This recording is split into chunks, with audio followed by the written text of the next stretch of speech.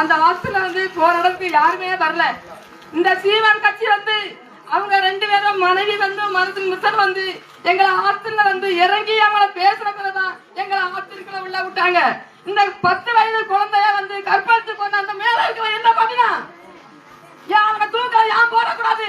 இந்த அரசியல்வாதி எதுக்கு இந்த 10 வயது பிள்ளைய கற்பழித்து கொண்டானே அவரால் எந்த அரசியல்வாதி என்ன பண்ணுச்சு? அவங்களால என்ன பண்ண முடிஞ்சது? எத்தனை பேருக்கு எத்தனை ஆபத்து, எத்தனை பேருக்கு கொலபாகம், எத்தனை பேருக்கு அவங்க மனைவி, எத்தனை பேரு தாய், எத்தனை பேர் இருக்கா? இவங்க என்ன பண்ணுச்சு? இந்த அரசியல்வாதி எதுக்கு? அவங்களால வந்து போராட முடிஞ்சுதா? அந்த ஆசிரியர்களா இறந்தவங்களால போட முடிஞ்சுதா? அவங்களால முடியல, திறமை இல்ல. அவங்களால பேசுறதுக்கு திறமை இல்ல. வந்தாங்களா என் பையன் மாவடி ஊர்ல போய் போதனை கத்துனு இந்த மாதிரி என் பிள்ளை ஆகிட்டு எனக்கு பேசுறதுக்கு ஆள் இல்ல, நீ வான்னு கூப்பிட்டேன், நீ போனா வாரன்னு சொன்ன. அதே கோசம் வந்தானா? வரல. வந்தானா? வரல. இதே நம் தமிழ் கட்சிக்காரங்க வந்து ஆத்துல போராட போய் வெளியில வர என் பிள்ளைய நான் கிட்ட இருந்து பார்த்தேன்.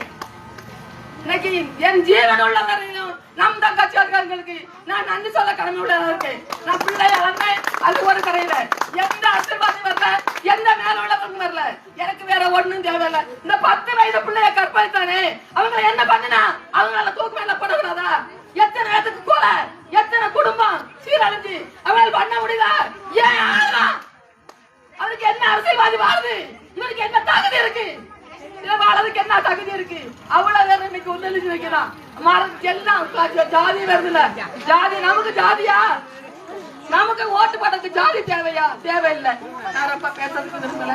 இதோட முடிச்சு